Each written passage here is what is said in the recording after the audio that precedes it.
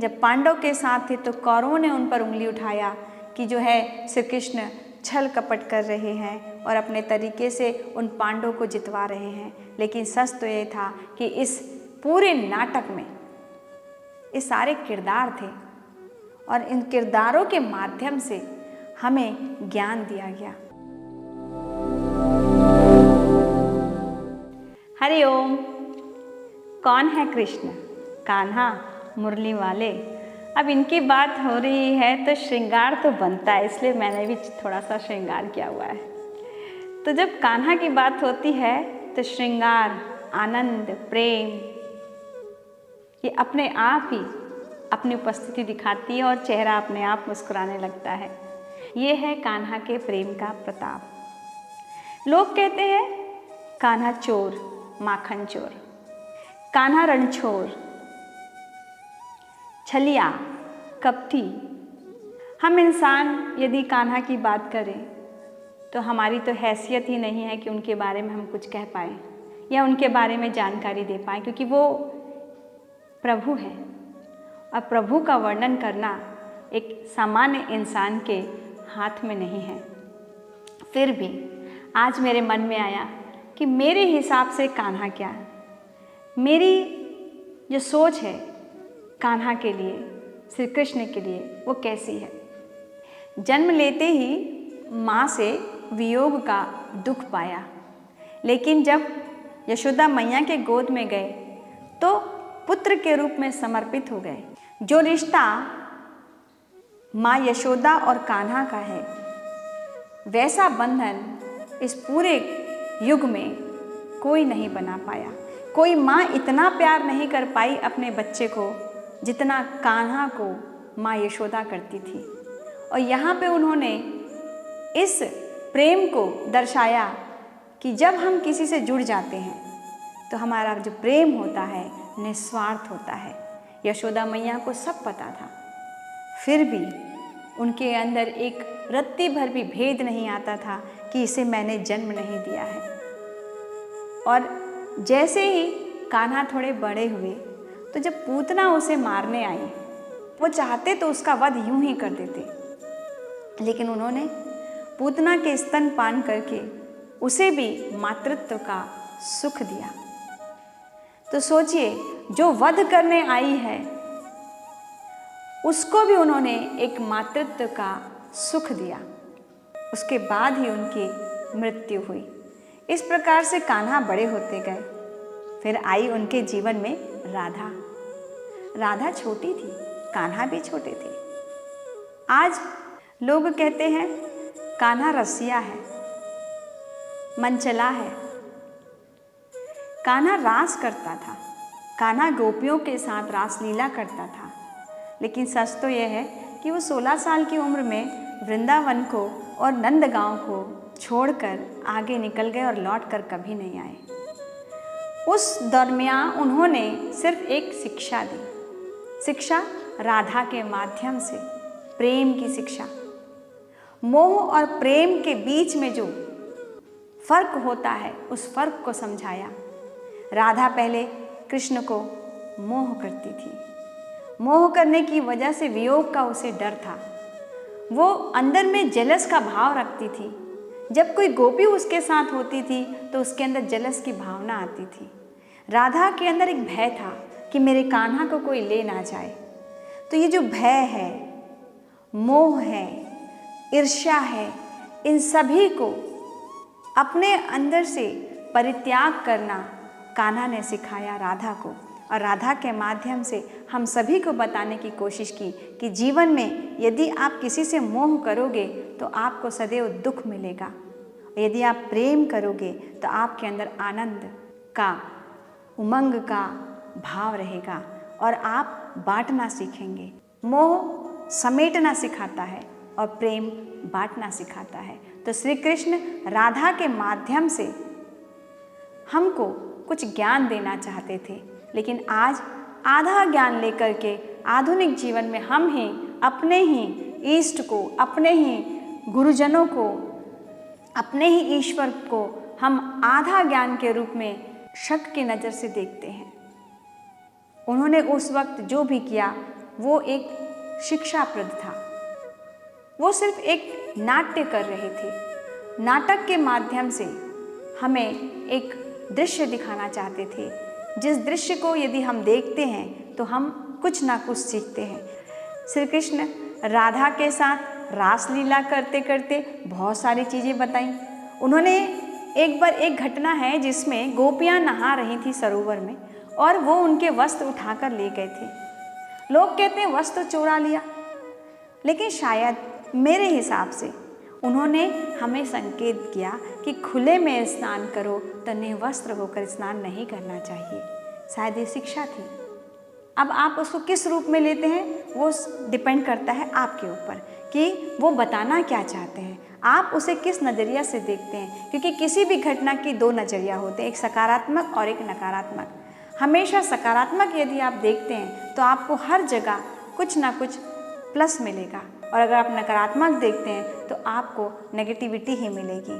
भगवत गीता में आपने देखा होगा कि अर्जुन के अंदर जो द्वंद्व था, उस द्वंद्व के माध्यम से उन्होंने पूरी सृष्टि को ज्ञान दिया कि कर्म प्रधान होना चाहिए, कर्म अहंकार रहित होना चाहिए, कर्म में कोई द्वेष जलन नहीं होना चाहिए, स्वार्थ नहीं होना चाहिए, निस्वार्थ भाव से कर्म करना चाहिए, कर्म करते वक्त फल की चिंता नहीं करनी चाहिए।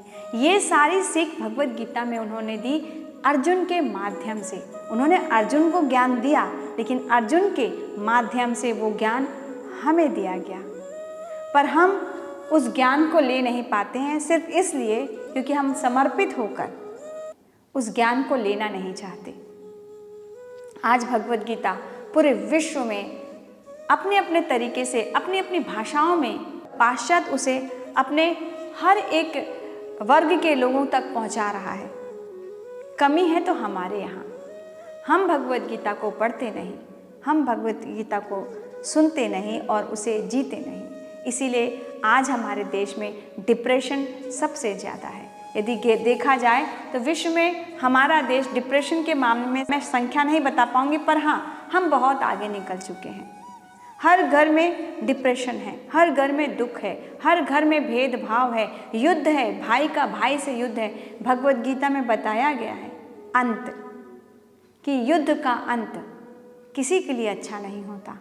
ताली एक हाथ से नहीं बजती है, ताली दोनों हाथ से बजती है। और हम यदि स्वार्थ भौतिक चीज़ों के लिए आपस में लड़ते हैं तो नुकसान हमारा ही होता है। भगवत गीता में बहुत सारी बातें बताई गई हैं। देखिए, इतनी सारी बातें, कान्हा चोर है, कान्हा रासलीला करता है, कान्हा कपटी है, कान्हा जो है छल प्रपंच करता है, लेकिन कान्हा ईश्वर है, कान्हा प्रभु है। तो सोचिए, आप कौन सा रूप लेते हैं? वो रूप जिसका ज्ञान आपको है ही नहीं। पहले तो आप अपने ज्ञान को बढ़ाइए। बिना जाने किसी के ऊपर निर्णय कर लेना कि ये क्या है, अगर पूरा सनातन धर्म उसे परमात्मा कहता है तो परमात्मा कभी गलत नहीं होते, नज़रिया होता है। हम तुच्छ इंसान किसी का आकलन कैसे कर सकते हैं? हम तुच्छ इंसान ईश्वर का परीक्षण कैसे कर सकते हैं? क्यों नहीं सोचते हैं कि यदि हमारे पूर्वजों ने कुछ लिखा है तो उसका सार होगा? हम उस सार तक क्यों नहीं जाते हैं? हम उन घटनाओं को इस प्रकार से क्यों लेते हैं कि कौवा कान ले गया तो भागे कौवे के पीछे। अरे अपना कान छू कर देखो, कान है ना। फिर कैसे आप बिना सोचे समझे हैंडओवर करते जाते हैं और अपने ही देवताओं को, अपने ही देवी देवताओं के ऊपर उंगली उठाते हैं? थोड़ा समझने की कोशिश करो, किताबें पढ़ो, किताबों में सारा कुछ वर्णन है। नहीं समझ में आता तो साधु संत के शरणों में जाओ। बहुत सारे ज्ञानी हैं हमारे देश में जिनके पास भगवत गीता का ज्ञान है और वो ज्ञान आपको देंगे। उनके शरण में तो जाइए। बिना जाने, बिना समझे ईश्वर के प्रति अपशब्द का प्रयोग करना, उनको कुछ भी कहना, उनके ऊपर उंगली उठाना, क्या ये सही है? देखिए, जब श्री कृष्ण विदाई लेकर गए, कंस का वध किया, उसके बाद वो द्वारिका चले गए। वहाँ उन्होंने राजनीति करना शुरू किया। उन्होंने सोचा कि अब मैं राजनीति में उतरता हूँ और जब वो राजनीति में उतरे तो उन्होंने वहाँ पर भी दुख ही पाया। जब वो एक राजनीतिज्ञ का चरित्र निर्वहन करने लगे तो उन्होंने पांडव और कौरव के बीच में जो युद्ध भूमि तैयार हुई उसका नेतृत्व किया, लेकिन वहाँ पे भी उन्होंने सफलता नहीं पाई, क्योंकि कौरव अपने तरीके से उनसे नाराज़ होते थे, पांडव अपने तरीके से नाराज़ होते थे। अर्जुन कहते थे कि मैं युद्ध नहीं करूँगा, मैं शस्त्र नहीं उठाऊँगा। आप मुझे किस प्रकार से कह रहे हैं कि अपनों का वध करो। इसके साथ ही श्री कृष्ण ने उन्हें समझाया कि आप अपना कर्म करिए, आप इंसान के ऊपर वार नहीं कर रहे हैं, आप सत्य को सामने ला रहे हैं और उसके लिए आपको ये करना पड़ेगा।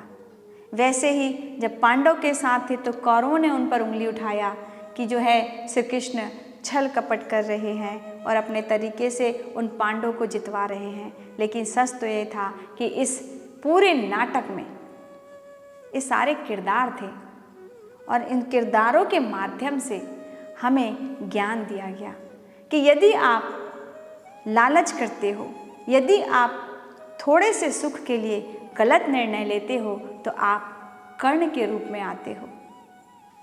यदि आपके अंदर अहंकार आता है तो आप दुर्योधन के स्वरूप को पाते हो। यदि आपके अंदर छल कपट आता है, हर एक कैरेक्टर आप उस भगवद गीता में देख लेंगे, उस युद्ध में देख लेंगे कि पितामह भीष्म ने जो गलती की, वो भले पितामह भीष्म थे, लेकिन शिखंडी के हाथ से उनकी जो स्थिति हुई वो उनके कर्मों का था। भगवद गीता में स्पष्ट बताया गया है कि जैसा कर्म करोगे वैसा फल मिलेगा, लेकिन फल की चिंता में आप कर्म करते हो तो कहीं ना कहीं आपको उसका भोग करना पड़ता है। और जहाँ आप कुछ चाहने के लिए कर्म करते हो तो वहाँ आपका स्वार्थ सिद्ध होता है। तो इसीलिए कहा गया है कि निस्वार्थ भाव से कर्म करो। आप जो भी काम करते हो आप अहंकार लेते हो कि मैंने किया, लेकिन आप कुछ नहीं करते हैं। आपको कुछ भी करने के लिए बहुत सी चीज़ों का सहयोग चाहिए होता है। सबसे पहले तो शरीर चाहिए। अगर ये शरीर नहीं है तो आप कर्म कैसे करेंगे? शरीर तो है पर मन साथ नहीं दे रहा है तो कर्म कैसे करेंगे? यदि कर्म करने का कोई भाव नहीं आ रहा है तो कर्म कैसे करेंगे? और कोई भी कर्म करने के लिए यदि देवता की उपस्थिति नहीं है, यदि सूर्य देवता नहीं है तो आप कर्म कैसे करेंगे? बहुत सारी चीज़ों के साथ मिलकर आप कर्म करते हैं। भगवद गीता में द्वितीय अध्याय में बताया गया है कि जैसे सीज़न होता है, बरसात, ठंड, हर सीज़न का अपना अलग अलग रोल होता है, लेकिन हम हर सीज़न को कैसे भी बैलेंस करते हैं। तो समत्तम योग उच्यते कहा गया है, बैलेंस करने को बताया गया है। आज हम यहाँ बैठे हैं, यहाँ गर्मी है, इसी समय में पाश्चात्य में कोई ऐसी जगह है जहाँ पे -40 डिग्री चल रहा है, लेकिन वो लोग भी अपना दिनचर्या व्यतीत कर रहे हैं, वो जॉब में जा रहे हैं, हर परिस्थिति में अपने कर्म को कर रहे हैं। और हम यहाँ पर बैठकर गर्मी में अपने हिसाब से अपना कर्म कर रहे हैं, यानी कि कर्म सभी कर रहे हैं। दैट मीन्स मौसम कैसा भी हो, कर्म करना है, बैलेंस बनाना है। हर स्थिति में इंसान को अपने आप को बैलेंस करना है। ये भगवद गीता में दूसरे अध्याय में समझाया गया है। ऐसे तो श्री कृष्ण ने हर क्षण एक ज्ञान दिया है। जब तक वो इस पृथ्वी लोक में थे उन्होंने प्रति क्षण एक ज्ञान दिया है इस मनुष्य योनि को। तो पूरी बातें तो मैं खुद नहीं जानती हूँ, मैं खुद अज्ञानी हूँ, पर मेरे मन में कान्हा के प्रति प्रेम है। मैं कान्हा से प्रेम करती हूँ। हाँ, मैं प्रेम करती हूँ, मोह नहीं करती हूँ, प्रेम करती हूँ। और प्रेम कोई भी किसी से कभी भी कर सकता है, क्योंकि प्रेम शरीर से नहीं होता है, प्रेम मन से होता है। मन का प्रेम पवित्र होता है। तो आप अपने मन से किसी से भी प्रेम कर सकते हैं। सिर्फ यही बताने के लिए राधा और कृष्ण नायक और नायिका के रूप में हमारे सामने प्रस्तुत किए गए हैं, ताकि हम समझ सकें कि वो उच्च शिखर था। राधा की शादी हो गई, फिर भी वो कान्हा से प्रेम करती थी।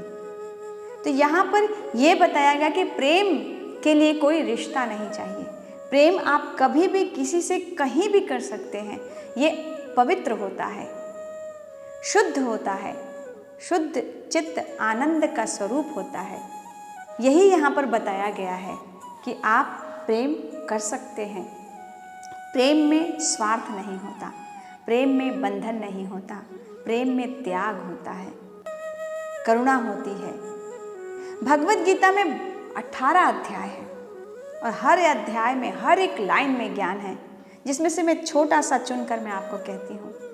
भगवत गीता में बताया गया है कि जो मन है वो हमारे शरीर को किस प्रकार से विचलित करता है, और जो आत्मा है, आत्मा और मन दोनों में बहुत फर्क है।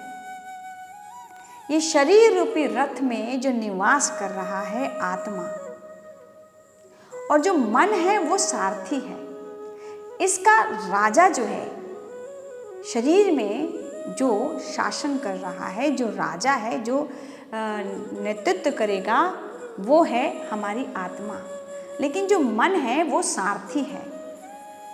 राजा रथ पर बैठता है, जैसे हमारी आत्मा इस शरीर में निवास करती है, और जो रथ है उसको चलाने वाला जो सारथी है वो मन है। मन रूपी सारथी ही पांचों इंद्रियों को भगाता है और दाएं बाएं लेकर जाता है, विचलित करता है, हमें गलत दिशा पर लेकर जाता है, वैसी जगह जहाँ पर आनंद तो आता है लेकिन कहीं ना कहीं वो हमारे लिए नुकसानदायक होता है। जो मन, जो सारथी सध जाए और पांचों इंद्रियों की, पांचों घोड़े के लगाम को पकड़ ले और सही दिशा पर लेकर जाए, तो जो ये आत्मा रूपी शरीर पर निवास करने वाला राजा है वो अपने लक्ष्य तक पहुंच जाता है। और इस आत्मा का यही एक उद्देश्य है कि इस जन्म में मनुष्य योनि यदि प्राप्त हुआ है तो अपने लक्ष्य को प्राप्त कर सकें। लक्ष्य है मोक्ष की प्राप्ति, और मोक्ष की प्राप्ति यदि चाहिए तो पांचों इंद्रियों को अपने नियंत्रण में लाना होगा। और ये पांचों इंद्रियों को नियंत्रण लाने के लिए मन है, और मन को यदि श्वास के साथ जोड़ दिया जाए तो मन नियंत्रण में आ जाता है। आप जैसे जैसे श्वासों को अपने नियंत्रण में लेकर आएंगे वैसे वैसे आपका मन शांत होता जाएगा, और जैसे ही मन शांत होगा आपको सब कुछ स्पष्ट नजर आएगा। आप माया के जाल में नहीं फंसेंगे, आप भौतिक सुखों को देख करके विचलित नहीं होंगे, और आपका जो लक्ष्य है आप बिना किसी अवरोध के, बिना किसी बाधा के अपने उस लक्ष्य तक निरंतर यात्रा करेंगे और लक्ष्य की प्राप्ति करेंगे। मेरे मन में एक ऐसा भाव आया कि क्यों ना कान्हा के बारे में बात करूं। हालांकि मैं तो बहुत तुच्छ हूँ, फिर भी जो मेरे हृदय में आया मैंने कहा। भूल चूक आप सभी से माफ़ी चाहूँगी, और चाहूँगी कि अपने इष्ट को, आप किसी भी धर्म के हैं, हिंदू, मुस्लिम, सिख, ईसाई, किसी भी धर्म के हैं, हर धर्म के इष्ट का सम्मान करना हमारे सनातन धर्म का कर्तव्य है। हमने यही शिक्षा पाई है कि सदैव प्रेम करो और प्रेम बांटो। इसी संदेश के साथ आज मैं यहीं पर विराम देती हूँ। फिर मिलूँगी आपके साथ। राधे राधे।